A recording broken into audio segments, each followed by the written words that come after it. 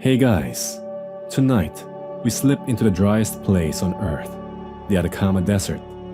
Imagine this, you step off the bus, or maybe some battered pickup truck, and your sneakers crunch into a world that feels more like Mars than anything you've ever called home. The ground here is the color of bleached bone. The air tastes of salt and dust, and your lips chap within minutes.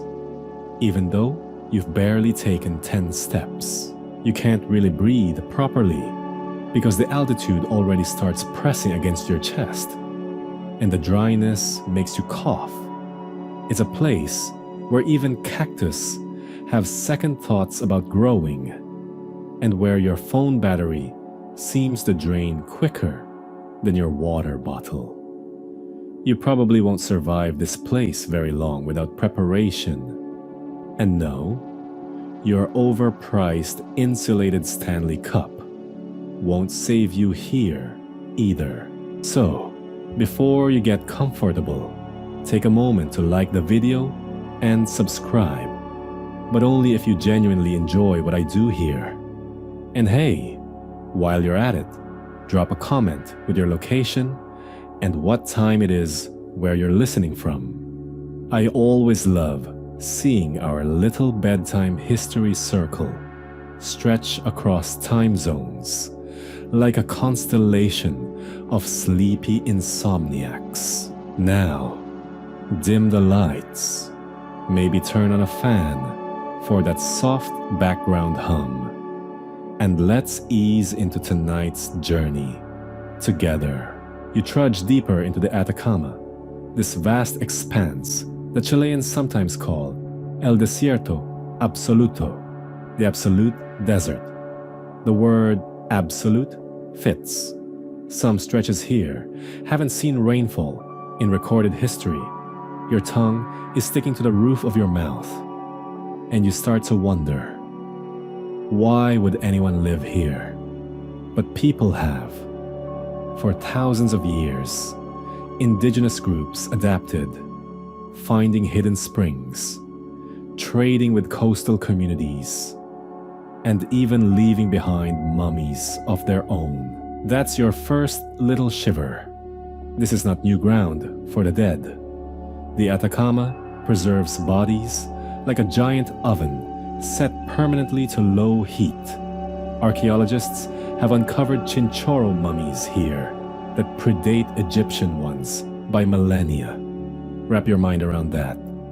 Long before the pyramids, people here were carefully preserving their dead with clay masks and reeds, maybe even singing to them. Historians still argue whether these rituals were meant to honor ancestors or to keep the spirits close by for protection. Now picture yourself wandering near an abandoned nitrate mining town. Rusted machinery, collapsed wooden houses, maybe a ghost sign clinging to a corroded wall. It's here that rumors start. Whispers about a body small enough to fit in your hands, yet disturbingly human-shaped. Locals sometimes tell the story over beer. Un niñito de otro mundo. A little child from another world. The Atacama is full of myths anyway. Miners used to talk about the Traco, a dwarf-like spirit that lured people into trouble. Or the Aluxes, trickster beings that left footprints in the salt. It's easy to imagine supernatural company in this endless silence. As you shuffle your feet, dust rising around your ankles, you feel that sensation you sometimes get in abandoned places. The awareness that you are being watched. Maybe it's just the sun hammering your skull, but you almost expect to see small eyes staring back from a shadowed doorway. What makes the story feel different this time is that the body isn't just a folk tale. There really is something.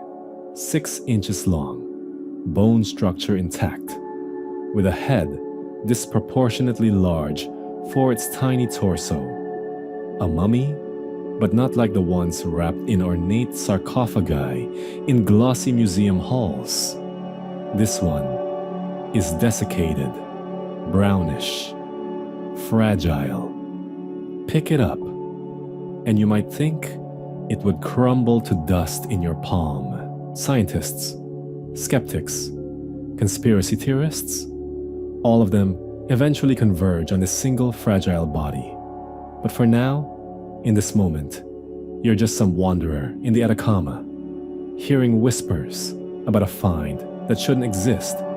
And the desert, with its silence and its heat, makes you lean into the possibility that maybe, just maybe, the story could be true. The mainstream fact here: the Atacama really does mummify bodies naturally, thanks to its hyper-arid climate.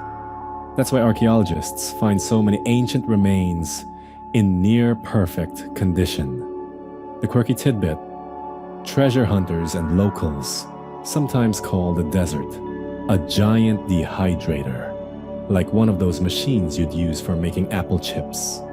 Except, instead of snacks, it dries out whole corpses. Historians still argue whether the preservation is purely natural, or if some indigenous groups deliberately enhanced it with techniques we don't fully understand.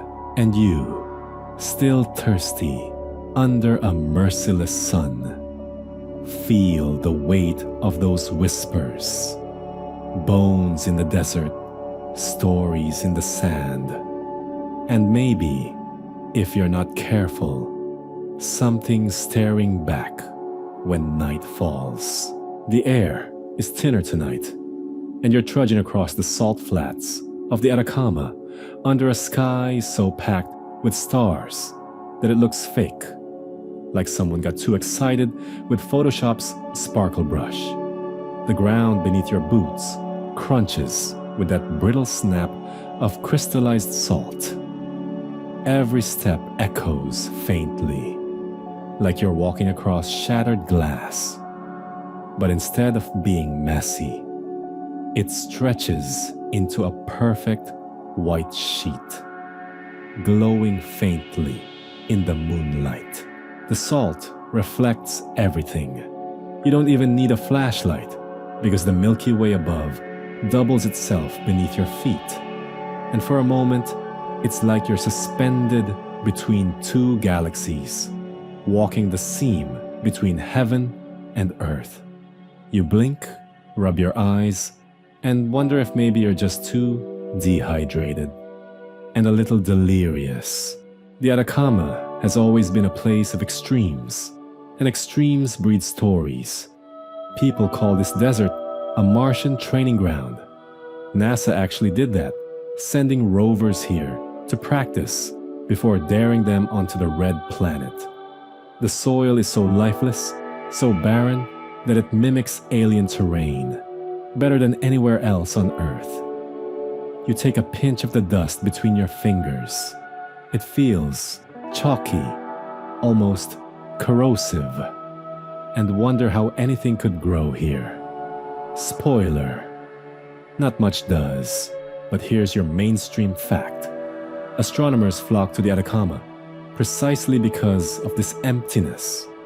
No light pollution, dry air, and high altitude make it one of the clearest windows into the universe. That's why those massive observatories, like the ALMA array, are perched up here like robotic insects scanning the cosmos. At night, you can literally see your shadow by starlight. Wrap your head around that. Your body outlined not by a lamp, not by a street light, but by pure, ancient photons that have traveled millions of years just to bounce off your sneaker. And if you're the superstitious type, this is where you start believing that if anything from out there ever visited, this desert would be their runway. The land already looks otherworldly. The salt flats glitter. The volcanoes loom like sleeping titans. And the night air is so sharp, you feel it slice into your lungs. You pause, stare up, and swear you catch a flicker, a streak across the sky. Could be a meteor, could be your imagination. But your brain goes there. Maybe the tiny mummy whispered about earlier isn't so lonely after all. The quirky tidbit. Locals sometimes joke that if you lie down in the salt flats long enough, you'll crystallize too. Your sweat joining the desert's endless collection of minerals. A sort of free preservation service. Not that anyone volunteers for that, unless you count unlucky llamas. Historians still argue whether the earliest cultures here looked at the stars with scientific intent or purely spiritual awe. Did they map constellations for agriculture? Or were they tracing divine stories into the sky? Either way, when you tilt your head back, you realize you're standing in the same spot they did thousands of years ago, asking the same question. What's out there? And why do I feel so small down here? The salt crunches again under your heel. Your throat burns with thirst. And while the stars comfort you, the silence presses harder. You think of that tiny body, half child, half riddle, waiting somewhere in this vast wilderness. And the thought curls around you like cold desert wind. You find yourself ducking into the broken doorway of a mining shack. The wood, so brittle, it flakes under your fingers. The roof groans as if it remembers the men who once sweated under it, hauling nitrates until the desert swallowed their town whole. Inside it smells like old dust and iron, like the ghosts of rusting machines that will never turn again. And there, amid the rubble, you see it. The reason whispers ripple through the Atacama like heat waves. The body, it's so small you almost laugh. 6 inches long. Not even the size of a Subway sandwich, though less appetizing, unless you've got some very macabre tastes. You lean in closer, your headlamps beam, catching on something the color of weathered leather. At first it looks like a doll, maybe dropped decades ago by a miner's child. But then you notice the skull, elongated, bulbous, far too large for the body it crowns. And the sockets, empty, hollow pits where eyes once lived. You're not looking at porcelain. You're not looking at wood. You're looking at bone. The spine is curved like a question mark. Ribs tightly folded. Legs drawn up almost as if the figure died mid-sob. And here's the unsettling part. It looks human. Too human. Except for the details that don't fit. 10 pairs of ribs when there should be 12. Knees fused strangely, as though it had aged too quickly.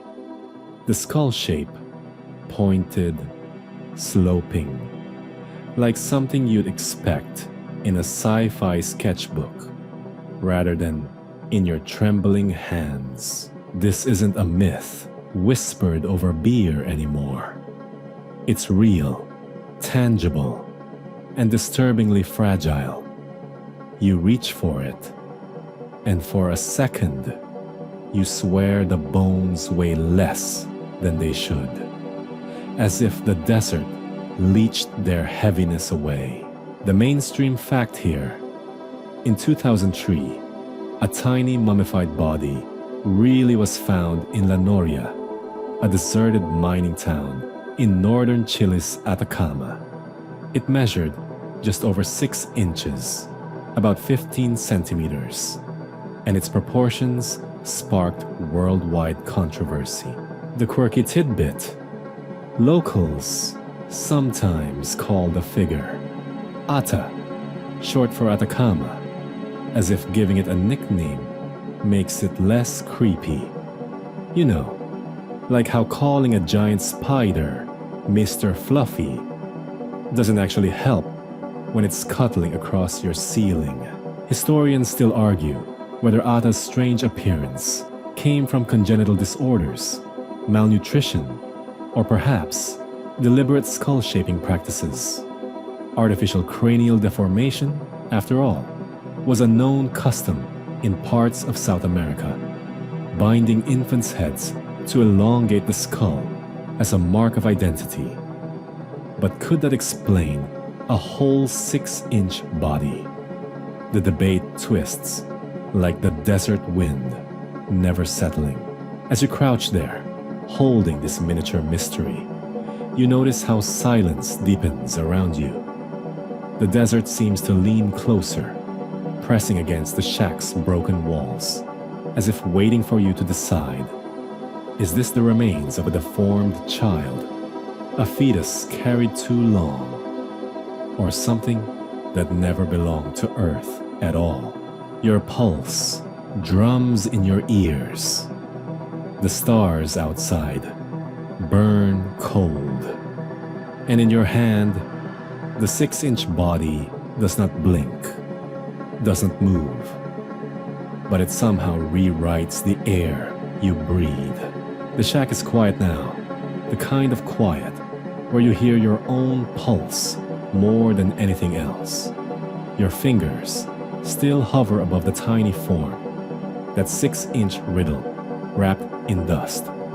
But the strangest part isn't you finding it. It's the fact that it was ever discovered at all. Because really, in a desert this vast, with so many forgotten mining towns, dissolving into rust and sand, what are the odds? The story goes that it wasn't an archaeologist or a scientist with funding and equipment who stumbled on Ata. No, it was a local treasure hunter, a man wandering through the abandoned mining camp of La Noria sometime in 2003. He wasn't searching for lost history. He was scavenging, looking for objects with resale value. Bottles, coins, maybe some relic of nitrate wealth left behind by careless workers. But instead, among tumbled stones and sun-bleached debris, he noticed something different. At first, maybe he thought it was a toy. La Noria had families once. Children must have played here before the desert reclaimed everything. But curiosity made him pick it up. And when he brushed the dirt away, he realized it wasn't wood or porcelain. It was skin, real, preserved, leather-like. A tiny face that once looked back at someone. Imagine that moment. You, alone in the heat, holding something that shouldn't exist. 6 inches long, perfectly formed, with a skull shaped like no baby you've ever seen.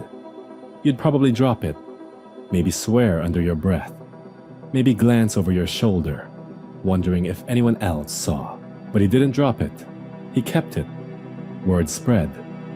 A strange body had been unearthed by pure chance. And soon enough, photographs started circulating. The Atacama is a place of myths. But this wasn't a tale told around a campfire. This was tangible, physical, and small enough to carry in your pocket. The mainstream fact? La Noria really is one of the Atacama's many ghost towns. Built during the nitrate boom of the 19th century, it once pulsed with life, only to collapse when synthetic fertilizers outcompeted natural nitrate. Now it stands abandoned, wind howling through collapsed roofs, its cemetery filled with shallow graves, bodies buried in such dry soil, sometimes mummified naturally, bones half emerging from the ground after sandstorms. The desert, in that sense, is a reluctant archivist. The quirky tidbit: locals often warn visitors not to take objects from La Noria. It's not just superstition. People claim anyone who disturbs graves there is cursed. One Chilean guide once joked that even the desert dogs give the cemetery a wide berth. Whether it's guilt, coincidence, or something stranger, there are countless stories of people falling ill or facing accidents after pocketing a souvenir. Ata may have been the most famous of these souvenirs, but definitely not the only one whispered about. Historians still argue whether the body was truly found in La Noria itself or nearby. Details blur with retellings. Some say it was pulled from the dirt of the ghost town. Others suggest it was uncovered from a cloth bundle left inside one of the wooden buildings. The line between truth and legend is hazy, as it often is when discoveries are made outside official channels. You shift your weight on the cracked floorboards, listening to the desert wind squeeze through broken planks. It's eerie to think, if that treasure hunter had walked a few steps to the left instead of the right, Ata might still be buried. Just another secret tucked into the Atacama's salt-crusted soil. But luck, or fate, depending on your taste for drama, put him in the right place. And once unearthed, the little body's journey into infamy began. You stand, brush dust from your hands, and glance outside. The desert doesn't care. It has swallowed whole towns, preserved bodies for millennia, and turned minds to ruins. To the Atacama, 6 inches of mystery means nothing. But to you, staring at that fragile form, it feels like everything. You sit back on the cracked steps of that old mining shack. The desert air, cool against your face now that the sun has slipped below the horizon. The stars are just beginning to bleed into the indigo sky. But the real story isn't happening here in the desert anymore. It's happening on glowing screens, thousands of miles away, in living rooms, internet cafes, and the early chat forums of the digital age. Because once those photographs surfaced, the ones of that 6-inch body, the world couldn't look away. Picture it, the early 2000s. Internet speeds slow enough that a single image might load line by line, from forehead to chin, leaving you holding your breath as the skull's outline emerges. You can almost feel the tension in those pixels. A shrunken face, leathery and pointed, eyes hollow and haunting. And then the body, slender, shrunken, but shockingly human-like in proportion. Was it real? A hoax? A malformed fetus? An alien? Nobody could agree, but everyone had an opinion. The mainstream fact. The photographs of Ata first spread in 2003 and 2004 across UFO forums and alternative science websites. These communities were hungry for proof, for something tangible beyond blurry UFO photos. And here it was. Not a light in the sky, but a body with bones and skin. Something you could, in theory, hold in your hand. And hold it, people did, in Photoshop. Soon, the images became digital currency, cropped, magnified, slapped into online debates.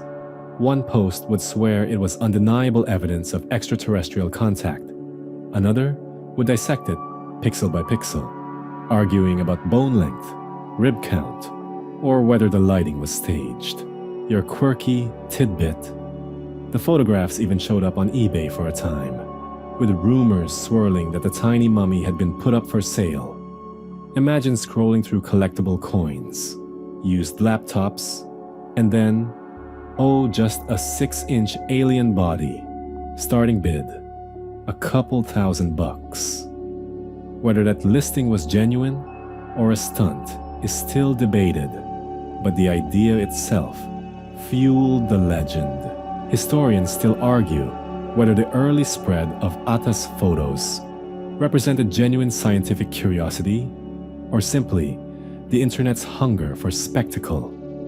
Was it the beginning of citizen science, with amateurs scrutinizing skeletal anomalies?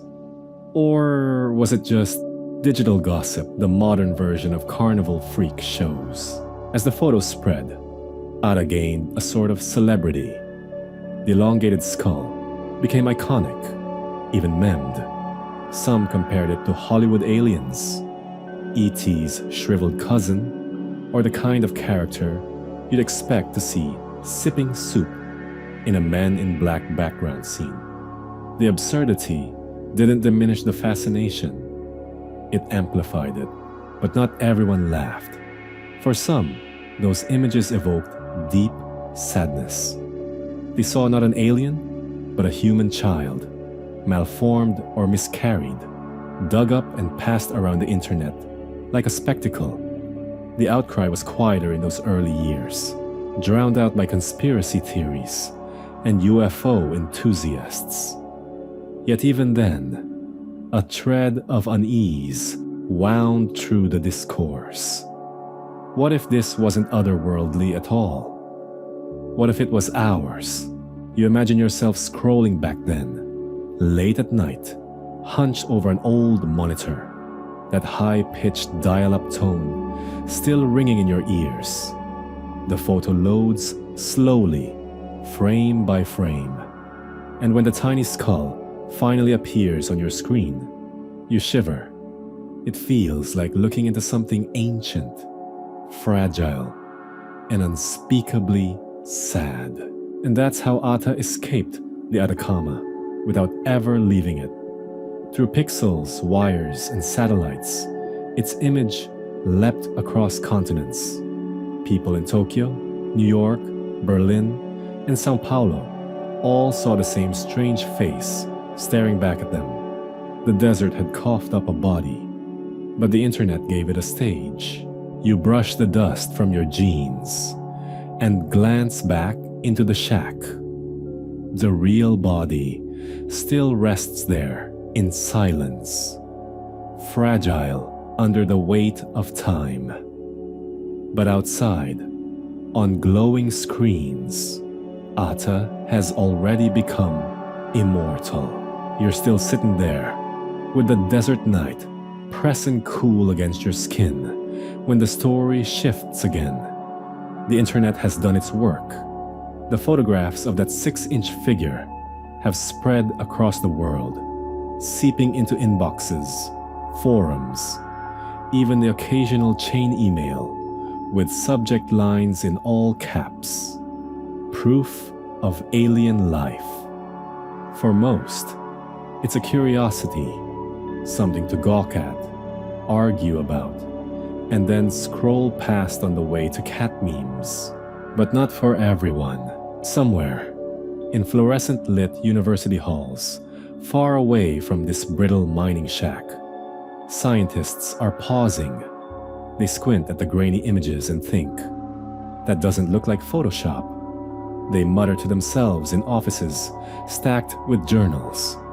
The bone structure, those joints, that skull. That's not just imagination. And so, the shift begins. Ata moves from internet oddity to subject of serious scrutiny. Researchers request access. They want X-rays, Connecticut scans, radiographs. They want to measure limb proportions, count ribs, study bone density, and soon enough, those requests are granted. The body is so small that even the act of handling it is a delicate operation. But once under modern machines, secrets begin to emerge. The mainstream fact: when radiographs were first taken, they revealed something shocking. Ada wasn't a crude hoax, not a carved doll or stitched together forgery. The scans showed real bones, ossified, structured, jointed. Not only that, but the bone density suggested the individual hadn't been a fetus, but someone older, perhaps several years old. That revelation sent shivers through the scientific community. How could a body this tiny, with such mature-looking bones, exist? The quirky tidbit? Early CT scans revealed the skull had odd calcification patterns, like it was both prematurely aged and underdeveloped at the same time. Some scientists joked it was like looking at a body that had lived a century and a single day simultaneously. Imagine the confusion. The skeleton of a miniature elder, trapped in a child-sized frame. Historians still argue whether these early scans were interpreted correctly. Was the apparent bone maturity a misreading caused by the body's desiccated state? Or was it a sign of rare genetic disorders that advanced certain growth markers? Or, of course, as UFO enthusiasts love to whisper, was it evidence of something not quite human at all? The debate spun out like desert dust caught in a whirlwind. You picture the scene. A group of researchers huddled in a lab, staring at glowing monitors. They point to ribs that don't match the normal human count. They highlight spinal curvature, unlike anything in their medical texts. Their voices overlap. Clinical terms, skeptical mutters, flashes of excitement. You can almost hear the clatter of keyboards as they draft papers, careful but buzzing with the thrill of the unexplained. And then, the silence of the desert again. Because while scientists pore over their scans, you're still here, crouching in La Noria's ruins, imagining the moment when someone first slid Ada's tiny form into a machine and gasped at the results. For the first time since its discovery, Ada isn't just a curiosity, it's a scientific puzzle. The kind that makes researchers skip lunch, call colleagues across time zones, and mutter to themselves long after midnight. And you, brushing a layer of salt dust off your hands, realize the desert doesn't mind. The stars overhead burn just as coldly. But Ata, once just a body in the sand, is now something more. A question big enough to pull scientists across the world into its orbit. You lean against the splintered frame of the mining shack, the desert night folding around you like a thin blanket. It's eerie how quiet it feels after the buzz of scientists in distant labs. The Atacama itself doesn't care about their arguments. It just sits there, ancient and unmoved, while humans spin theories like tumbleweeds in the wind. And at the center of those theories is the same fragile figure, 6 inches of leathery skin and bone. The scientists can't agree, and honestly, you can't either. Every new scan, every new report seems to complicate things further. One camp insists this is the mummified body of a stillborn or miscarried fetus. Another argues the bone density, the teeth, the ossification markers, they suggest a child who lived months, maybe years. And then there's the third camp, the one that doesn't care about peer review or academic funding. They're the ones grinning under the stars and saying, forget children and fetuses. Look at it. That's not human. You turn the image of Ata over in your mind. The skull, too elongated, too smooth. The body, too complete, too proportioned for a fetus that size. It doesn't line up neatly with any box. And that's the problem, the mainstream fact. Early analyses leaned toward Ata being human but abnormal. Medical experts pointed to congenital conditions, skeletal dysplasia, dwarfism, maybe a genetic disorder that stunted growth and caused malformations. The detail that stuck with everyone was this: the skeleton showed signs of maturity not expected in a fetus. If Ata was only a few months old, why did the bones look older? The quirky tidbit. Some tabloids ran wild, calling Ata the alien baby and splashing its image across covers, like it was auditioning for a sci-fi soap opera. One even suggested Ata was the love child of a human miner and an extraterrestrial visitor, born under the desert stars. That theory didn't win any scientific awards, but it did sell magazines, and it added fuel to the legend. Historians still argue whether Ata's anomalies are best explained by genetics, environment, or misinterpretation. Was the skeleton mismeasured? Was it distorted by decades in the desert soil? Or were scientists too quick to fit it into known categories? Every answer seems to raise two new questions, like some cosmic riddle. You imagine sitting in a dim lab, the skeleton under glass, researchers bent over it, like watchmakers examining a broken clock. One whispers, "It's a fetus." Another shoots back, "Look at the epiphyseal plates. This child lived." And then, from the corner, a voice cuts through, half amused, half daring. Or maybe we're looking at the wrong species. And here's the part that sticks with you.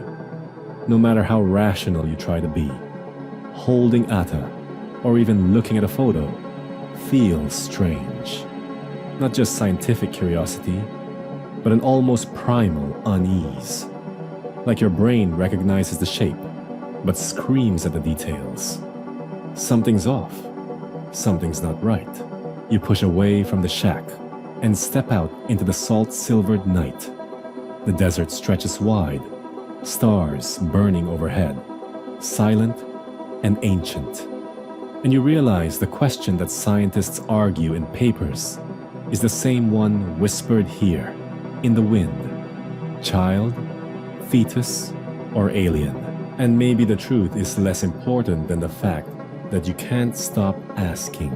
You wake with the desert sun pressing into your eyelids like molten coins. The Atacama doesn't let you rest long. The dryness scratches at your throat, and even the wind feels like sandpaper against your skin. But in labs thousands of miles away, under humming fluorescent lights, the air is different. Cold, sterile. Instead of dust, it smells like ethanol, bleach, and the faint metallic tang of machinery. That's where Ata's journey continues. Out of ghost towns and rumor mills, and into the delicate world of genetic science. Because photographs and x-rays can only go so far. If you really want to know what this 6-inch enigma is, you need to get under the skin. Literally. DNA extraction. Now, imagine being the scientist tasked with this. You've got something the size of your hand, brittle as a dried leaf, and everyone from UFO fanatics to medical professionals is waiting on your results. No pressure. One wrong move, one slip of a scalpel, and you could destroy evidence that people are already calling the most important discovery of the century, mainstream fact. In 2012, serious steps were taken to extract genetic material from Ada. Dr. Gary Nolan, an immunologist at Stanford University, led one of the best-known studies. He didn't stumble onto the project by accident. He was contacted after Ada's images had circulated, asked if he could determine whether the body was human or not. The quirky tidbit: when Nolan first saw photos, he thought it was a hoax. He later admitted that he half expected to unwrap the body and find glued chicken bones. It wasn't until the scans and early tissue samples came back that he realized this was no forgery. This was real biology, messy, confounding, but undeniably real. Historians still argue whether extracting DNA from such remains crosses ethical lines. Ada, if human, is a child, or at least a once-living being who deserves respect. Should scientists pierce ancient skin, grind bone for sequencing, treat it like a puzzle piece instead of a person? Or does the pursuit of knowledge justify the intrusion? The debate continues, with every new test stirring new unease. Picture the scene: lab coats, gloves snapping into place, the body placed on a sterile surface under glass. A needle draws out a fragment of bone marrow. Machines hum, centrifuges whir, and tiny vials of ancient tissue are prepped for sequencing. The whole process feels oddly ritualistic, as if the scientists themselves are priests conducting a genetic seance. But here's the kicker: extracting DNA from something that old, that dried, is like trying to read a novel that's been left out in the rain for a decade. Pages stick, ink blurs, chunks go missing. The double helix is fragile, easily broken. Entire sections of the code might be unreadable. You don't just plug Ata into a machine and get a tidy answer. You get fragments, scattered puzzle pieces, like torn letters from a long-forgotten correspondent. The trials take months. Failures pile up. Contaminated samples, degraded sequences, false starts. You imagine the frustration of a researcher watching run after run come back inconclusive, as if the desert itself is laughing, refusing to yield its secret. And then, success. Bits of DNA begin to emerge. Tiny chemical whispers pulled out of cells that haven't been alive for decades. When pieced together, they suggest something shocking. Ada's genome looks human, not alien, not Martian, not hybrid, human. And yet, not simple, because within those strands are mutations, dozens of them, genes that could explain bone malformations, rib anomalies, and premature fusion of joints. Genes that might account for why Ada looks both fetal and aged, both small and eerily mature. You close your eyes and picture the double helix unwinding in the machine, like a cosmic scroll being carefully read. Each base pair is a letter in the story of Ada's life. And the story doesn't read cleanly. It stutters, it glitches, it confuses. You step outside again, the desert sun blinding. The Atacama remains silent, indifferent to sequencing runs and debates over ethics. The salt beneath your boots crunches the same way it has for centuries. But somewhere in a lab freezer, vials of extracted DNA hum in their cold sleep, carrying the riddle of a 6-inch body that refuses to give easy answers. The hum of the lab is replaced, in your mind, by the static hiss of a news feed refreshing. DNA sequences don't usually make headlines. Most people glaze over at the sight of adenine, cytosine, guanine, and thymine. But Ata is different. When her genome begins trickling into the public, curiosity turns into frenzy. You can almost hear the keystrokes echo across the internet. Reddit threads lighting up, UFO forums buzzing like beehives, journalists scrambling to spin headlines. At first, the leaks are whispers. An unnamed source claims the DNA looks weird. Another insists it's not exactly human. No one cites hard data, but the rumors spread faster than any centrifuge could ever spin. By the time preliminary results hint at Ata being genetically human, with multiple skeletal mutations, the story has gone viral. The irony? The scientists hadn't even finished their peer review, and already the conclusions were being dissected in living rooms and basements across the globe. Mainstream fact. By 2013, results from Dr. Gary Nolan's team suggested Ata was a human child with a host of genetic mutations, particularly in bone development genes. This wasn't alien DNA. It was very much earthly. Quirky tidbit? The leaks were sometimes so exaggerated that people believed the genome contained unknown base pairs, as if hidden inside Ata's body was a whole fifth letter of DNA, some secret code not shared with life on Earth. Spoiler, no such thing was ever verified.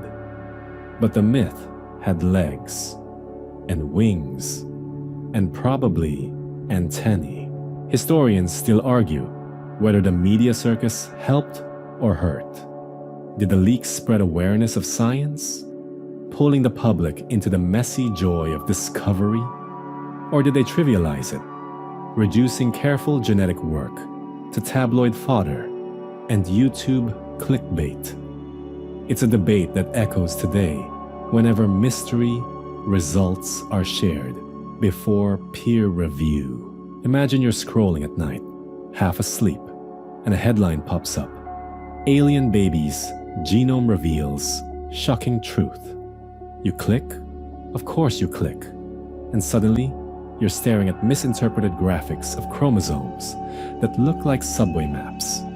The truth: that Ata's genes reveal rare but natural mutations isn't flashy enough for clicks. So blogs spice it up with phrases like transhuman, mutant, cosmic hybrid. Science becomes sci-fi with one sloppy headline. Meanwhile, inside the labs, the researchers feel the pressure. Each leak drags more conspiracy hunters to their inboxes. Nolan himself admitted receiving emails ranging from genuine curiosity to accusations of government cover-up. Imagine trying to pipette DNA samples while your phone pings with someone asking if you're part of a shadow cabal hiding alien truths. The more the story spreads, the more the Atacama Desert itself becomes a character online. Memes sprout. Ata Photoshop dancing on Mars. Ata wearing sunglasses. Ata perched on a UFO dashboard. People forget sometimes that this was once a body. Tiny, fragile, possibly belonging to a child. The leaks turned her into spectacle. Still, the genome results did something extraordinary. They forced people, ordinary people who never thought about genetics, to talk about mutations, bone development, rare diseases. Somewhere out there, a high schooler read about Ata's collagen-related gene mutations and decided to pursue biology. Somewhere else, a conspiracy fan dug deeper into peer-reviewed research than they ever had before, just to prove their point. Even misinformation, messy as it was, sparked curiosity. You step back into the desert air. The salt flats shimmer, stars above scatter like spilled sugar, and you wonder how many secrets get warped once they leave their birthplace. Ata's DNA had whispered one thing in the lab: human with anomalies. But out here, online, the whispers turned into shouts of alien, hybrid, hoax, miracle. It's almost poetic, like the wind that shapes dunes into endless shifting forms. The leaks reshaped Ata's truth into whatever shape people wanted to see. And somewhere between code and chaos, between fact and fantasy, her genome had already become legend. You feel the mood shift like a desert wind that changes direction without warning. For weeks, the buzz around Ata's DNA had been all about mystery, hybrid possibilities, and late-night whispers of what if. But then, the skeptics cleared their throats, cracked their knuckles, and typed with the confidence of people who've been waiting for this moment. The clapback begins. They're not in white coats under lab lights, though some of them are. Others are journalists, science bloggers, anthropologists, even hobby debunkers who treat busting myths the way some people treat Sunday crossword puzzles. The tone is sharp, sometimes smug, sometimes downright gleeful. See? We told you it wasn't an alien. It's like watching a balloon deflate in slow motion. All that breathless speculation hissing out into the dry air. The mainstream fact first. Scientific consensus lands firmly on Ata being human. Multiple analyses show the skeleton belongs to a female infant, likely stillborn or who died very shortly after birth, around 40 years before her discovery. That's the hard, unglamorous truth the skeptics wield like a blunt instrument, quirky tidbit. In their eagerness, some skeptics went a little overboard. One popular science writer jokingly compared Ata to a collectible action figure that had been left in the sun too long. Another mocked conspiracy believers by drawing Ata's outline over an image of E.T. holding a Reese's Pieces candy, captioned, "Case closed." Not exactly textbook professionalism, but definitely viral. Historians still argue whether the skepticism was healthy or cruel. On one hand, skepticism is the backbone of science. It keeps people from spiraling into fantasy. On the other, ridicule of believers, and by extension, ridicule of Ata herself, risked shutting down meaningful discussion. After all, mocking a community rarely changes minds. It usually just hardens them. Picture yourself at a cafe in Santiago, overhearing heated conversations. At one table, UFO enthusiasts sip coffee and insist the genome tests were manipulated, part of a cover-up. At another, skeptical students laugh, pulling up images on their phones, pointing out how perfectly the bone anomalies line up with known genetic conditions. Between the two camps, you're stuck like someone trying to choose between ordering a strong espresso or a calming herbal tea. Both sides have their flavor. Both sides leave a bit of a bitter aftertaste. The clapback extends online. Articles with headlines like, "Why the Atacama alien is just a human child," flood feeds. Comment sections overflow with arguments. A biologist on Twitter posts a long thread explaining collagen-related mutations, rib count variations, and craniosynostosis, patiently breaking it down for lay readers. The next reply is a gif of Mulder from The X-Files saying, "I want to believe." You can feel the scientists' fatigue seeping in. They had signed up to analyze tissue and data, not to wage wars in internet comment sections. Some stop responding altogether. Others try valiantly to clarify. Ata is fascinating because she is human, because her genome sheds light on rare developmental disorders, because she forces us to confront our assumptions.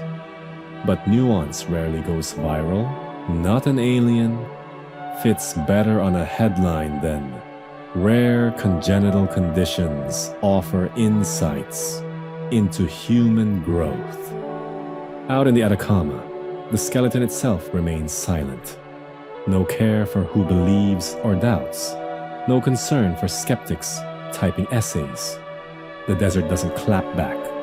It just swallows sound in its vast, dry emptiness. And you realize something strange. The skeptics, for all their sharpness, are part of the same cycle as the believers. Both camps keep Ata alive in the world's imagination. Without them, her story might have ended in a dusty display case. So, you smirk a little at the irony. The skeptics may claim victory, but in giving her attention, they only deepen the myth. Because every clapback, every debunk, every smirk is another reminder that a 6-inch body pulled from salt-crusted earth somehow captured the world's attention and refuses to let go. The skeptics think they've won. They puff their chests, tap their keyboards, and grin as if the debate has ended with a neat period. But that's not how human curiosity works, is it? The moment someone says, "Case closed," you feel that itch at the back of your neck. You lean closer, not away. And that's exactly what the believers do. They don't retreat into silence. They double down. Picture the desert again, still and endless. But now, imagine it as a stage. On one side, you have men in lab coats stacking their peer-reviewed papers like sandbags. On the other, believers light their torches, metaphorical ones, but just as bright, ready to hold them aloft against the tide of dismissal. If skeptics deliver clapbacks, believers deliver echoes that never stop bouncing. The mainstream fact, even after Nolan's genome results were released, groups around the world continued insisting Ata was extraterrestrial. Some cited the skull's elongated dome, others the bizarre rib count. They latched onto every anomaly as evidence of non-human origin, quirky tidbit. A Chilean UFO conference actually had a dedicated Ata panel, complete with slideshows of X-rays and audience quanda sessions. People debated in real time whether she was a star child, an alien hybrid experiment, or evidence of ancient astronaut meddling. Imagine sitting through PowerPoint slides where every bullet point ends with "or aliens." It's the kind of thing that makes you check if the coffee urn at the back is spiked. Historians still argue whether this kind of belief counts as cultural folklore. Is it dangerous misinformation? Or is it modern myth-making? Just humanity doing what it's always done, taking strange relics and spinning them into stories larger than life. Online, the doubling down is relentless. Videos with titles like "Scientists Lied About Ata" rack up millions of views. Believers pore over Nolan's published papers, like lawyers hunting loopholes. Why didn't they sequence all the DNA? They ask. Why only focus on certain genes? How do we know contamination didn't skew the results? These aren't just questions, they're rallying cries, and every unanswered detail becomes fertile ground for speculation. Imagine you're scrolling late at night, half convinced the skeptics made their case. Then you land on a believer's video that overlays Atta's skull on a picture of an alleged alien from the Roswell crash. The shapes match eerily well, at least after some generous photo editing. You feel the pull of doubt again. That's the power of doubling down. It doesn't require new evidence, just reframed imagination. In chat rooms, conspiratorial humor blooms. Memes circulate of Atta as Area 51's lost intern. Someone posts an image of her genome overlaid with constellations, claiming hidden star maps encoded in her DNA. It's absurd, it's funny, and yet it keeps the conversation alive. Every joke is also a refusal to let go. Believers don't just resist, they escalate. Some accuse skeptics of being shills, paid by governments or pharmaceutical companies to bury the truth. Others claim the lab work was sabotaged, results doctored. A few go further. Atta isn't just an alien, they argue. She's proof of a lineage, hidden within humanity itself. A genetic breadcrumb that links us to visitors from the stars. And you realize this doubling down has a strange sort of beauty to it. It shows how fiercely people cling to wonder, how unwilling they are to accept the ordinary when confronted with the extraordinary. For some, accepting Atta as a child with tragic genetic disorders feels colder than the Atacama nights. Calling her alien, on the other hand, makes her luminous, cosmic, meaningful. So the tug-of-war continues. Skeptics slap down their facts. Believers lift their myths higher. Somewhere between them, Atta stays perched, tiny, fragile, and now immortal in the strange afterlife of human imagination. And as you drift with the story, you realize the more people double down, the further this 6-inch figure stretches her shadow across history. The desert night is cold enough to bite. And yet, you're still thinking about Atta, still shrinking her image down to the size of your palm, still turning her over in your imagination like a seashell with ridges that don't quite make sense. Because here's the thing, no matter what the genome whispers, bones don't lie easily. And Atta's bones, well, they just don't fit. You picture an X-ray flickering on a light box in some quiet lab, a skeletal outline glowing ghostly white. At first glance, you expect the tidy, predictable map of a human frame, but Atta's image looks like a blueprint that was rushed, misprinted, maybe even copied from a stranger's design. Too few ribs, joints fused before their time.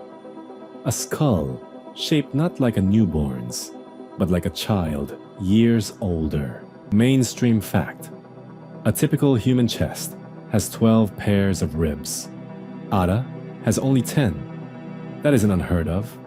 It happens in certain congenital conditions, but it's rare enough to raise eyebrows. Couple that with elongated cranial bones and prematurely fused growth plates, and you get a skeleton that seems caught between stages of life, as though it aged faster than the body could keep up.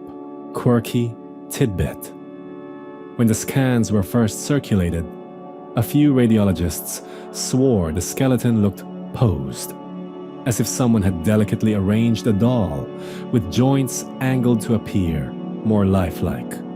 One even joked it looked like a stop-motion puppet waiting for its animator to return. Of course, the scans confirmed real bone density, real marrow cavities, no clay or wire hiding inside. Atta wasn't crafted, she was born. Historians still argue whether the anomalies are best explained by genetics alone. Some point to rare skeletal dysplasias, mutations in collagen and bone growth genes.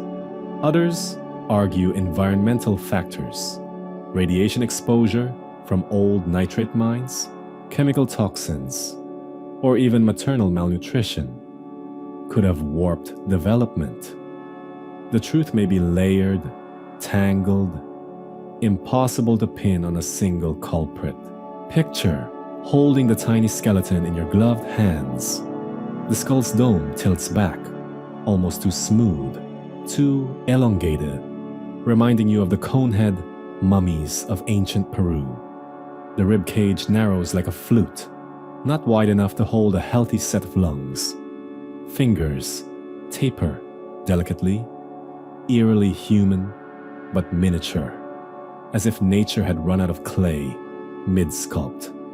You shiver, not from the cold, but from the uncanny way her bones both belong and don't belong to your species. The believers seize on these discrepancies, of course.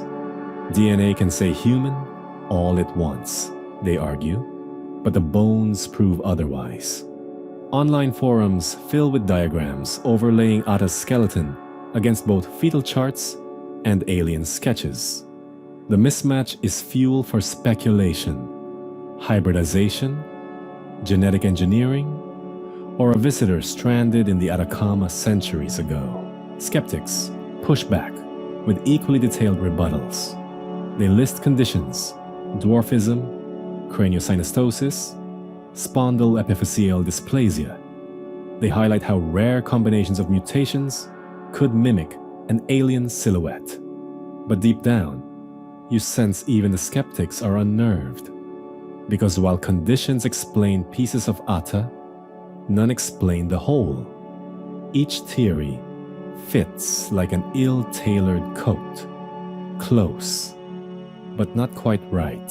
So the bones remain a riddle, sharper than words on a genome report. They're physical, undeniable, laid out in 3 dimensions. You can imagine yourself running a finger along one of those fused sutures, the tiny ridge where skull plates locked too early. You can imagine hearing the faint click of fused growth cartilage beneath your touch. And no matter how rationally you catalog the anomalies, your mind keeps whispering, this isn't ordinary. Back outside, the salt flats glitter under starlight, hard and crystalline. You think about bones beneath sand, bones beneath skin, bones that carry stories long after breath is gone. Ata's bones tell a story that doesn't fit neatly into science or legend, and maybe that's why she endures. She's an answer, shaped like a question, a skeleton that refuses to lie still. The wind scrapes over the Atacama flats, like sandpaper across glass. But in your head, the air feels heavy, almost courtroom stale.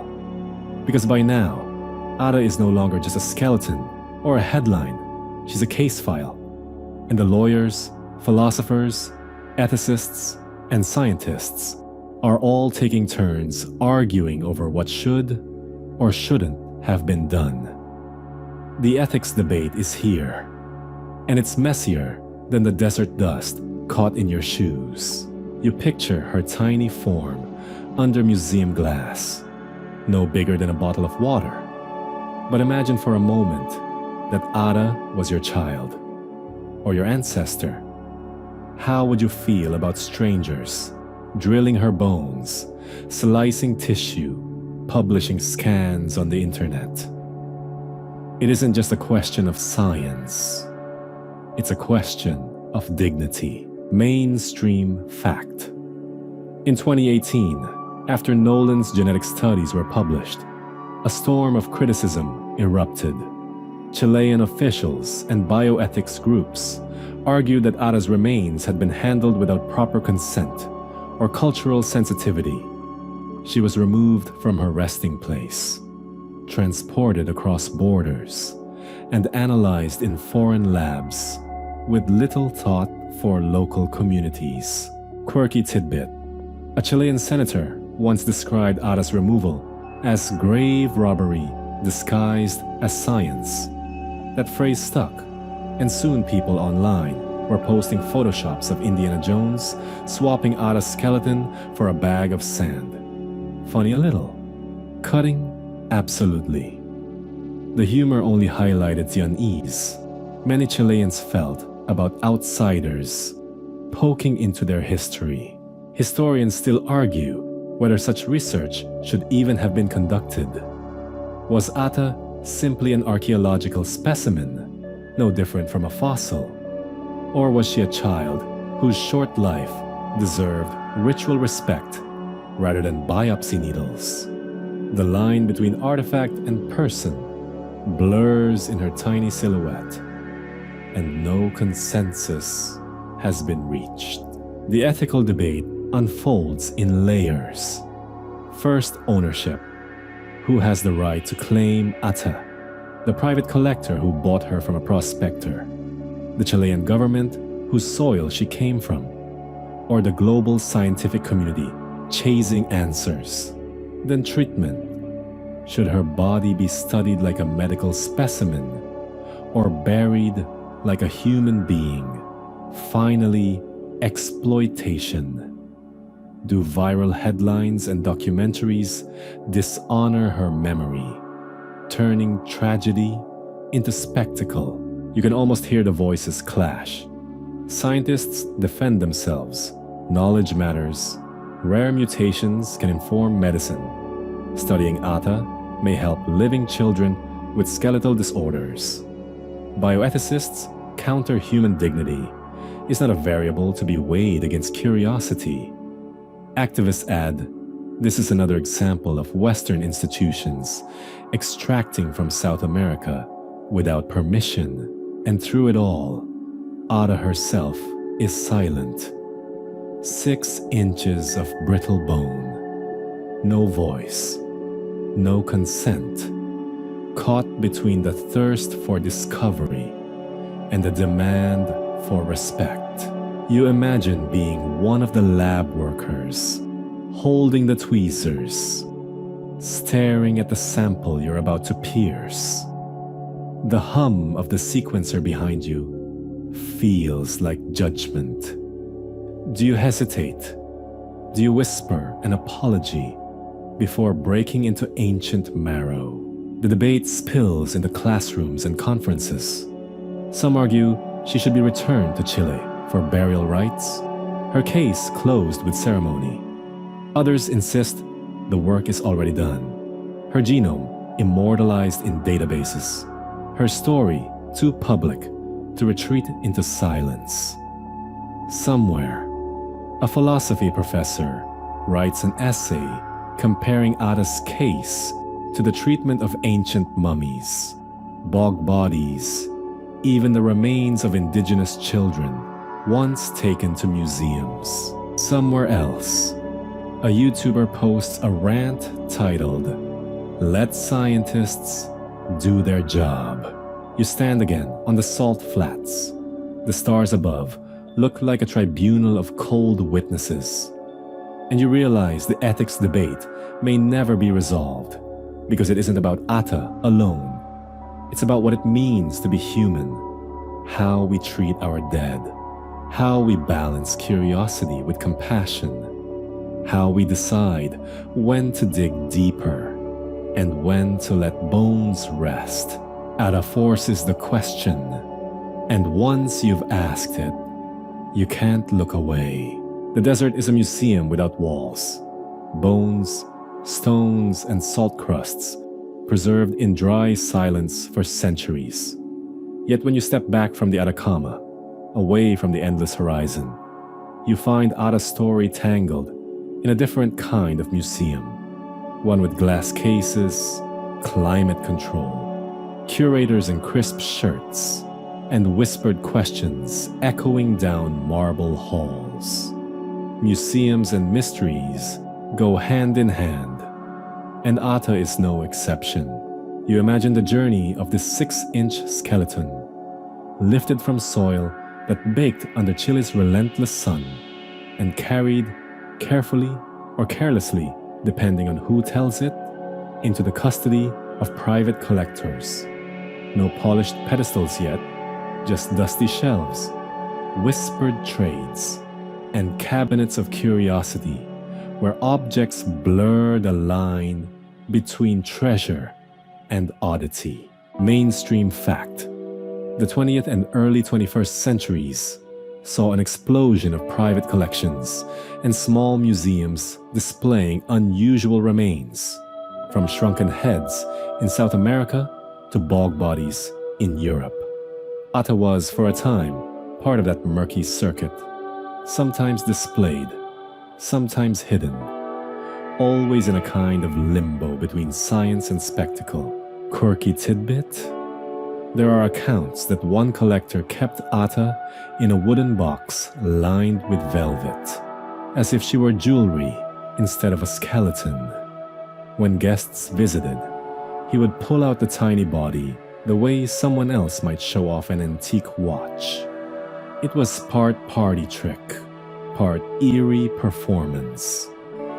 Whether that story is exaggerated or not, it captures the strange blend of reverence and showmanship that museums, formal or makeshift, often carry.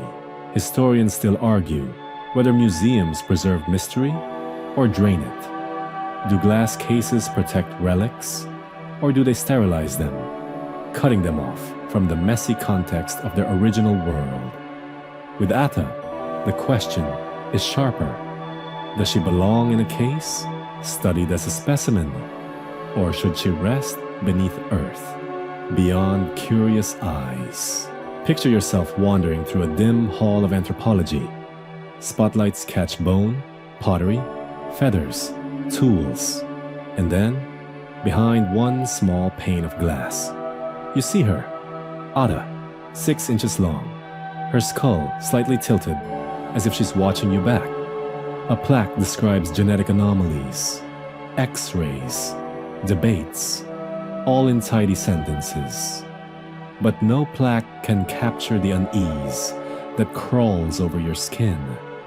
Because here, in this climate-controlled quiet, the desert whispers are gone.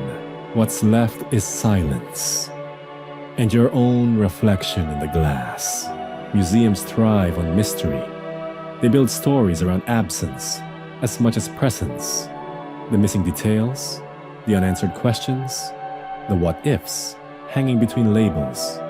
Ata is perfect for this role.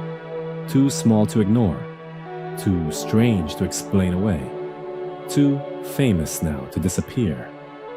She's a magnet, pulling in believers, skeptics, children, tugging their parents' sleeves to ask, is that real?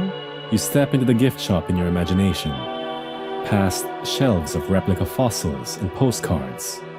You wonder, if they could, would they sell miniature Ata figurines? A thought both absurd and entirely believable in a world that packages everything from dinosaur eggs to alien plushies. Museums don't just preserve mysteries, they monetize them. And yet, not every museum wants her. Some refuse, citing ethics, fearing backlash, worrying about turning tragedy into spectacle. Others lobby for her return, seeing Ata as cultural heritage that belongs in Chile alone. The tug-of-war mirrors her broader story. One body, many claims, infinite interpretations. Outside, the desert waits. Sand sculpts its own galleries. Wind etches its own labels. Stars hang like lanterns above silent exhibits of salt and stone. Ata belongs to both worlds, the curated halls of human institutions, and the raw, uncurated vastness of her birthplace. And you're left to wonder, is the greater mystery preserved behind glass, or buried once more beneath the desert where no one can see? Either way, Ata remains a display. Whether in Earth, in labs, or in museums, her mystery is never just her own. It's the reflection of how we, as humans, choose to look. The desert wind hisses like static, and when you close your eyes, that static morphs into the chatter of 1,000 screens. Ada has left the salt flats and dusty storage boxes. She stepped right into the arena of pop culture, and there's no going back. Fame comes in strange packages, and this one is 6 inches long, with ribs that don't add up. You don't even need to search hard. Flip through late-night cable, scroll through YouTube, or glance at a meme page, and there she is. Ada has become a star, not by choice, but by circulation. Pop culture does what it always does. Take mystery, wrap it in neon, and serve it up with a wink. Mainstream fact: Ata was heavily featured in the 2013 documentary Sirius, directed by Amardeep Kaleka and associated with Dr. Stephen Greer, a prominent UFO disclosure activist. The film presented her as possible evidence of extraterrestrial life, cementing her as a pop cultural icon, rather than just a scientific oddity. Quirky tidbit: Ata even has fan art. Digital painters on DeviantArt and Reddit sketched her as a cosmic traveler, a tiny alien explorer with glowing eyes and robes of starlight. One artist reimagined her as a pocket-sized guardian angel, perched on a shoulder like a galactic Jiminy Cricket. Whether tongue-in-cheek or sincere, the art gave her an afterlife in pixels as well as in bone. Historians still argue whether pop culture cheapens or preserves mysteries like Ata's. Did Sirius and its spin-off memes trivialize a tragic child? Or did they keep her story alive in the public imagination, ensuring she wouldn't be forgotten in some archive drawer? The debate isn't tidy. It sprawls across blogs, reviews, and comment threads, like vines reclaiming a wall. Think about it. Ata has her own hashtags. #Atacama Alien, #Starchild, #TinyVisitor. Each one pins her down in a digital museum of memes, conspiracy debates, and think pieces. You picture scrolling at 2 a.m., bleary-eyed, and stumbling across Ada in the middle of a TikTok dance mashup. Absurd? Maybe. But absurdity is the currency of the internet. She even sneaks into fiction. TV writers drop sly nods to a 6-inch skeleton in Chile. Podcasters spin her tale between ads for mattresses and meal kits. Late-night comedians riff on her like she's a celebrity guest who couldn't make it in person. Somewhere out there, a child learns about Ata not through textbooks, but through a joke on Saturday Night Live. The strangest part? The more pop culture claims her, the less control anyone has over her image. For scientists, she's a case study. For Chileans, she's cultural heritage. For believers, she's proof of alien contact. But for pop culture, she's all of it, and none of it. An icon to be remixed, memed, dramatized, and commodified. Imagine Ata scrolling her own social feed, wide-eyed skull, tilted, ribs rattling in disbelief, her likeness photoshopped into a Marvel poster, her skeleton dancing next to a green-screened UFO. A caption underneath, "Protect Ata at all costs." You laugh, but there's something unsettling too. Because pop culture fame is as merciless as the desert. It preserves, yes, but it also strips away nuance, grinding a complex story into shareable sound bites. Still, You can't deny the reach. Without documentaries, memes, and hashtags, Ata might have been forgotten outside niche circles. Pop culture is messy, but it's also memory. And in this digital memory palace, Ata sits right next to Bigfoot, Roswell, and the Loch Ness Monster. A pantheon of mystery icons, all eternal in the scroll of human imagination. Out in the Atacama, the stars still burn indifferent, but on glowing screens everywhere, Ata shines in her own peculiar constellation. 6 inches of fame, immortalized not in bone alone, but in the language of pop culture itself. The desert is patient, but people are not. By now, Ata has crossed borders, been photographed, scanned, sequenced, and spun into everything from memes to documentaries. Yet beneath the global buzz, a quieter, heavier drumbeat builds. A claim not of science fiction, but of ancestry and belonging. Chile, the land where Ata was unearthed, has its own voice in this story, and that voice refuses to be drowned out by lab reports or Hollywood edits. The Atacama Desert isn't just a backdrop. It's ancestral land, sacred ground, layered with histories far older than any modern laboratory. For indigenous Atacameño communities, bones don't exist in isolation. They're threads woven into family, lineage, ritual. The discovery of Ata as a tiny skeleton wrapped in mystery might excite scientists and UFO enthusiasts. But for locals, it strikes at something more visceral.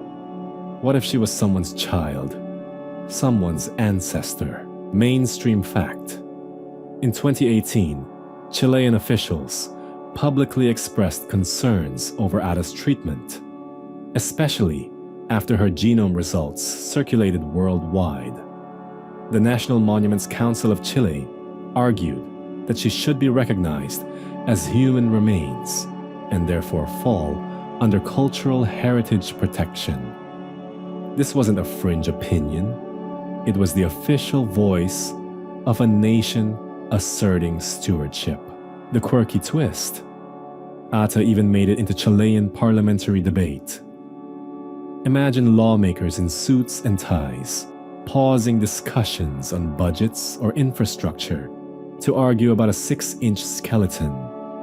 It's almost comical, the idea of Ata hovering like a ghost in political chambers. But it happened. Newspapers ran headlines about her status, and legal committees considered whether transporting her abroad without permission violated national law. Historians still argue whether Ata's removal from Chile was an act of scientific opportunity or cultural theft. Was she fair game, discovered, and sold like a curiosity? Or was she, as many Chileans argue, part of a broader pattern of outsiders exploiting indigenous lands for their own gain? That debate doesn't fit neatly into one column. It echoes across anthropology, politics, and ethics. You can picture the tension. On one side, scientists in sterile labs, gloves snapping, eager to extract secrets from her DNA. On the other, community elders, hands roughened by desert wind, insisting she be reburied with respect.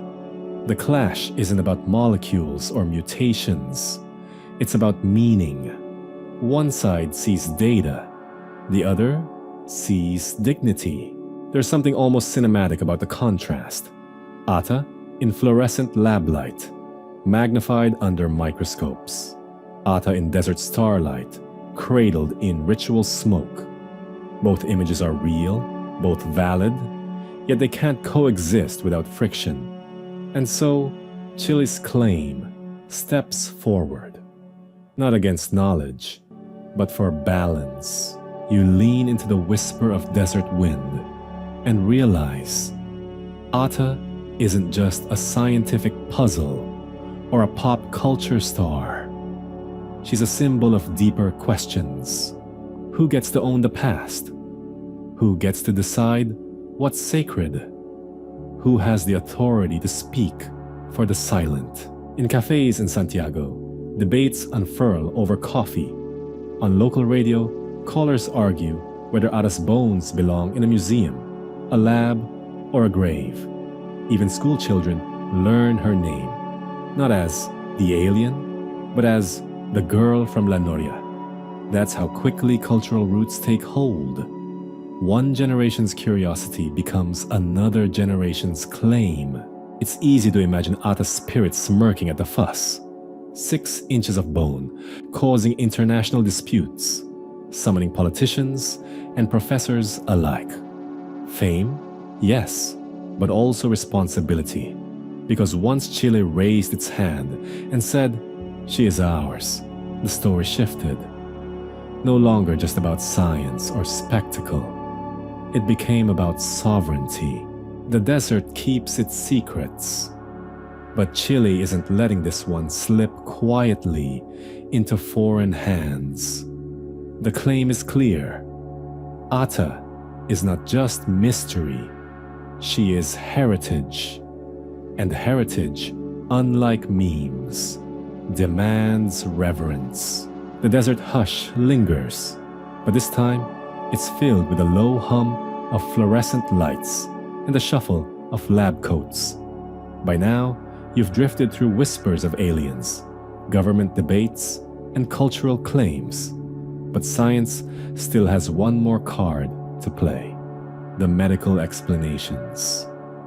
Ata's mystery may shimmer in UFO documentaries and folklore, but inside the clean, humming halls of medicine, her bones tell another story. You picture her skeleton under the cold gaze of radiology. X-rays pass through her tiny frame, pulling shadows into focus. Doctors tilt their heads, puzzled by what they see, because Ata doesn't fit into neat categories. She's 6 inches long, yet her bones show maturity far beyond her size. It's the kind of riddle that keeps specialists awake at night.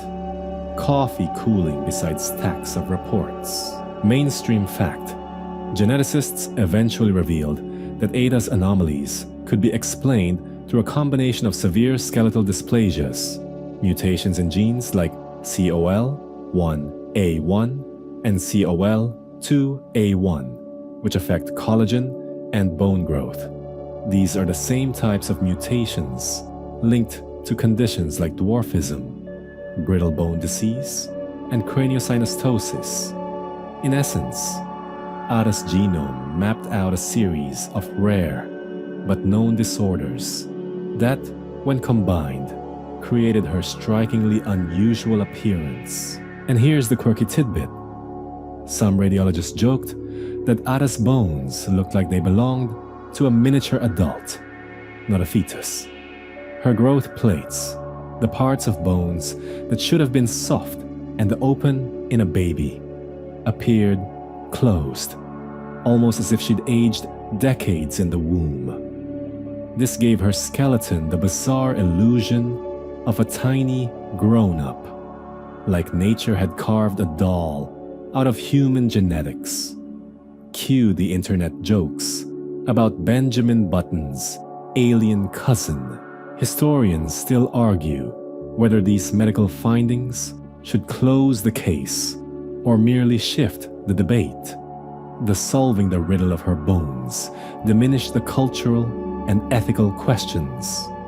Or does it add another layer of tragedy, transforming her from alien visitor into a human child who suffered from unimaginable genetic misfortune? The explanations unfold like a grim but fascinating puzzle. Her elongated skull, linked to premature fusion of cranial plates.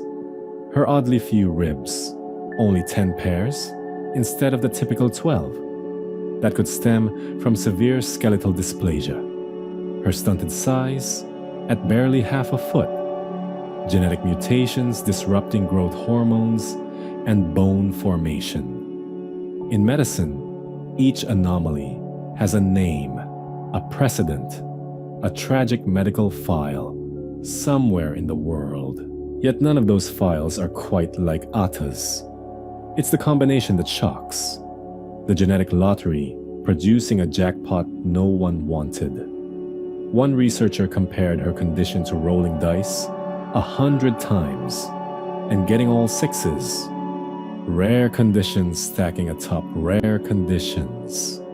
Until the result looked almost extraterrestrial. And so you find yourself torn.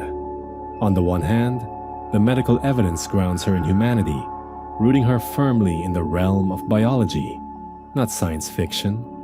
On the other, the sheer improbability of her condition feels no less eerie than the alien theories. What are the chances, after all, that such a unique combination of mutations would happen in one tiny body, buried in a ghost town in the driest desert on Earth? Doctors present her as a case study in medical journals. PowerPoint slides flash images of her x-rays in conference halls where professionals sip lukewarm hotel coffee. You imagine Ada's story carried through hotel corridors, whispered over buffets and projectors, reduced to bullet points on a pathology exam. It's strange how a child once hidden in desert soil now teaches lessons to people in crisp white coats continents away. The explanations soothe some. For skeptics, they're the final nail. Ata is human, afflicted by rare genetic disorders. For believers, though, the findings don't end the fascination. If anything, they add a new twist. Could aliens and humans share genetic overlap? Explaining why Ada's genome looks human, but her body looks other? The questions spiral on, because mystery isn't always erased by answers. It's just redirected. And through it all, Ata rests in her box, silent as ever. Medical terms pile up: osteochondrodysplasia, congenital malformations, craniosynostosis, but they don't change the sight of her delicate ribs, her hollowed eyes. Science can map every mutation, yet still, something lingers. A presence that resists being pinned down entirely. You lean back, eyelids heavy, realizing the irony. The medical explanations explain everything and nothing. They classify, but they don't comfort. They resolve, but they don't quiet. Ada remains, at once fully human and utterly singular.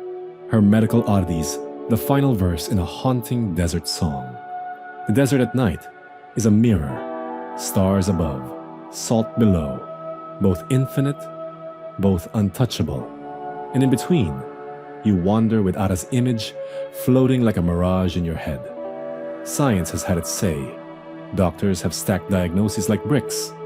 Politicians have waved flags of cultural ownership. Yet something stubborn refuses to dissolve. Even after X-rays, genome sequencing, and endless debates, there are shadows no microscope can pierce. This is the realm of what remains unknown. You feel it in your chest. The nagging tug that answers never quite satisfy. Ada's genome spelled out rare mutations, yes, but it didn't explain the strange maturity of her skeleton. Some radiologists still mutter about how those growth plates looked sealed, how her bones mimicked adulthood, compressed into 6 inches. It's a riddle that lingers like a half-remembered dream. Mainstream fact: even after her DNA was sequenced in 2018, scientists admitted several anomalies in Ata's skeletal development, remain poorly understood. The mutations identified account for much, but not all. In short, medicine closed the book halfway, leaving chapters that refuse to write themselves. Here's your quirky tidbit. Ada's remains have sparked fringe theories about accelerated aging syndromes, conditions so rare they appear once in entire generations. Some theorists even dubbed her the 6-inch time traveler, a joke born on Reddit threads where users speculated about wrinkles forming in fetal bones. Half humor, half unease, the kind of chatter that clings at 2 a.m. when your brain won't shut off. Historians still argue whether mysteries like Ada's should be left unsolved, a reminder of the limits of knowledge, or pursued endlessly until nothing is left but data points. Does mystery keep cultures alive, or does clarity honor the truth, however uncomfortable? It's an argument that circles like vultures above desert ruins, never quite landing. The list of unknowns stretches longer than you expect. Why was Ata buried where she was, in a deserted mining town, with no ceremony, no markers, just silence?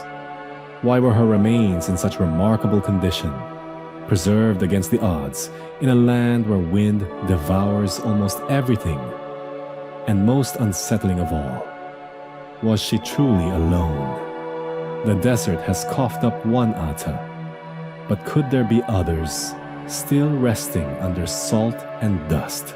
You picture future archaeologists combing La Noria with ground-penetrating radar, machines pinging like sonar in the void. Maybe they find more small skeletons, more medical oddities that rewrite what we think we know. Or maybe Ata remains unique, a singular echo of a 1 in a billion mutation. Which is stranger, one lonely anomaly, or a hidden lineage, lost to time? The unknown clings not just to biology but to meaning. To some, Ata is a child who suffered, her story a tragedy to be honored. To others, she's a beacon, proof that we are not alone in the cosmos.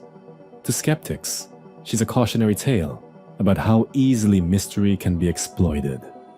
Each interpretation says more about us than about her, and that might be the biggest unknown of all. What does Ata's story reveal about humanity's endless hunger for answers? Out in the salt flats, you can almost hear her laugh. Or maybe it's just the hiss of wind between rocks.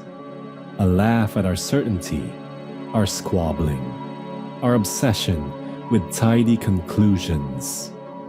Because if Ata teaches anything, it's that some questions outlive their answers. And so, what remains unknown becomes part of her legacy. Not an absence, but a presence. A reminder that the world still holds corners beyond the reach of science and story alike. Corners where mystery refuses to be embalmed, where silence holds more weight than explanation. The stars don't care if she was alien or human. The desert doesn't care if her genome was sequenced. But you lie awake, replaying the questions, letting the unknown stretch out like the horizon. And in that endless stretch, Ata lingers, more haunting in her mysteries than in any answers ever given. The desert doesn't sleep, not really. Even when the sun melts into the Pacific and the sand turns black under the stars, something stirs, an imagination too stubborn to switch off. You've walked through science, through politics, through ethics and ancestry. But now you find yourself drifting into another current entirely. Dreams.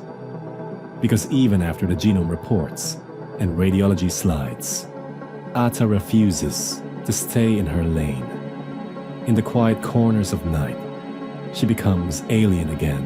Dreams don't care about peer-reviewed journals. They don't memorize acronyms for bone disorders.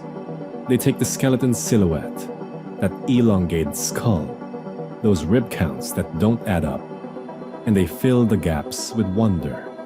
In dreams, Ata isn't a tragic child. She's a voyager, 6 inches tall, but carrying starlight in her chest. She doesn't die in La Noria.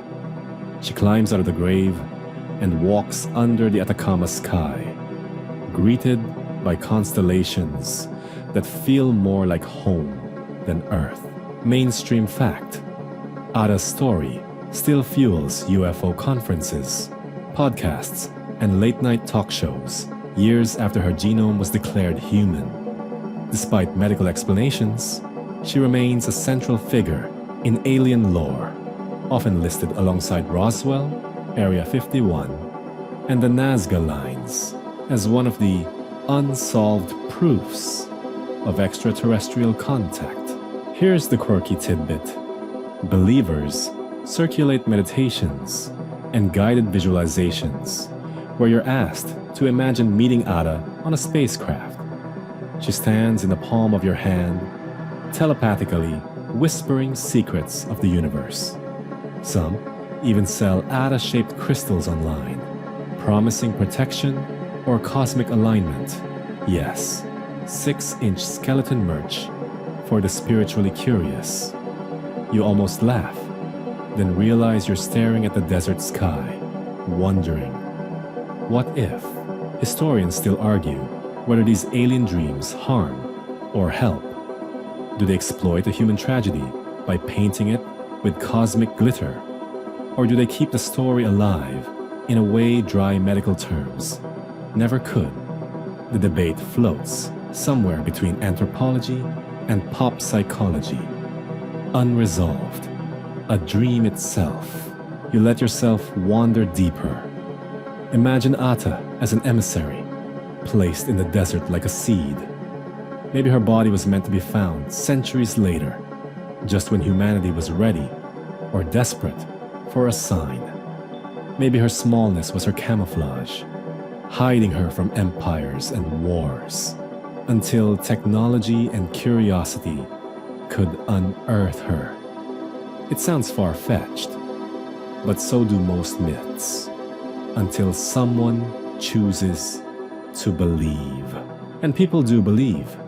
Forums teem with earnest posts. I saw Ata in a dream. I think she's watching us. In the hush of bedrooms, light blinking from laptop screens, Ata becomes more than a body. She becomes a presence, sometimes comforting, sometimes uncanny. Dreams turn her from evidence into experience. You catch yourself picturing her again, perched on your nightstand like a guardian, whispering through the hum of the fan. Maybe she tells you not to fear the unknown. Maybe she nudges you to look at the stars more often. Or maybe she just rattles her 10 pairs of ribs like a xylophone. Because even dream visitors need a sense of humor. That's the persistence of alien dreams. They don't need proof. They only need longing. And humans are excellent at longing. For company, for wonder, for stories bigger than themselves. Ata delivers all three. A tiny skeleton whose silence invites galaxies of interpretation. The desert stretches endlessly, silent and cold. But in your drifting mind, Ada's footsteps glow faintly against the salt. She isn't gone. She's traveling, a dream in motion. And until the last believer stops imagining her as an alien child sent from the stars, Ada will never really rest. The desert exhales. You stand in the hush of night, and it feels like everything that's been said about Ata, every cheery, every joke, every solemn claim, floats upward like smoke. Out here, under the canopy of the Atacama sky, the noise falls away. No microscopes, no hashtags, no parliamentary debates, just dust under your feet and stars wheeling overhead. Dust and stars. The two things that outlast everything else. You think back to where it all began. A chance discovery in a ghost town. A bundle of bones no larger than your hand. From there, Ata was pulled into the glare of cameras, the scrutiny of labs, the arguments of nations, and the imaginations of believers. She became a child, an alien, a patient, a meme, a heritage claim, a dream. Too much for one small body, maybe. But somehow, she bore it. Mainstream fact. The Atacama Desert is one of the best places on Earth for stargazing. Astronomical observatories there, like ALMA, peer into the cosmos, collecting light that left galaxies millions of years ago. It's fitting, isn't it? The same desert that cradled Ata also cradles the eyes that watch the universe. Quirky tidbit. Stargazers who visit the Atacama sometimes leave little offerings in the sand, pebbles stacked into cairns, or coins, or even tiny figurines. Since Ata's rise to fame, a handful of visitors have left miniature dolls or alien toys at La Noria, as though she might collect them like souvenirs. A shrine of sorts, playful and reverent at once. Historians still argue whether Ata's story should end in closure or remain an open question. Should she be reburied with ceremony, placed in a museum, or left to inspire conspiracies and campfire tales? No consensus comes. And maybe that's the truth of it. Some mysteries are meant to remain unsettled. A perpetual reminder of how much we don't know. You tilt your head back.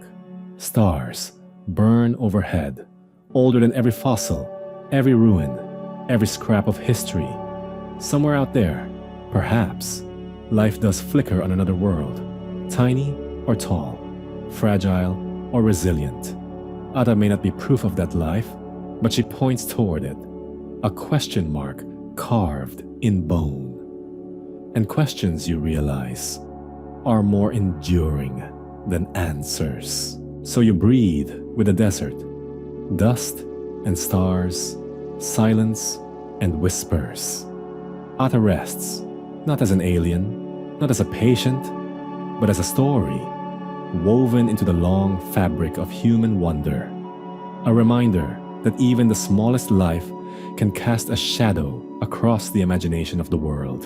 And now, as the last grains of desert sand slip through your thoughts, it's time to let go. You've walked alongside Ata through salt flats, laboratories, parliaments, and dreamscapes, and still she remains, half mystery, half memory. That's the way of bedtime stories, isn't it? They leave you with just enough unease to keep your mind awake, but just enough calm to ease you toward rest. Think of dust, the softest blanket, infinite and quiet. It settles on everything, equalizing kings and commoners, artifacts and toys. Ata came from dust, returned to dust, and through her, you glimpse how small and fragile we all are. Think of stars, scattered like sparks across eternity. They burn, whether or not we look, whether or not we understand. They were there before Ata, before you, and they will be there long after. And still, when you tilt your head, they feel close, like lanterns hung for your comfort. Between dust and stars, between bones and dreams, you find your place. Small, yes, but also connected to everything, woven into a story larger than yourself. That's what Ata's legacy is. Not proof, not answers, but connection. So close your eyes, Let the desert night wrap around you. Let your breath fall into rhythm with the hush of sand and sky. Whatever mysteries you carry, they can rest for now. Tomorrow, questions will rise again. But tonight, you drift, safe, curious, and weightless beneath the eternal canopy of dust and stars. Sweet dreams.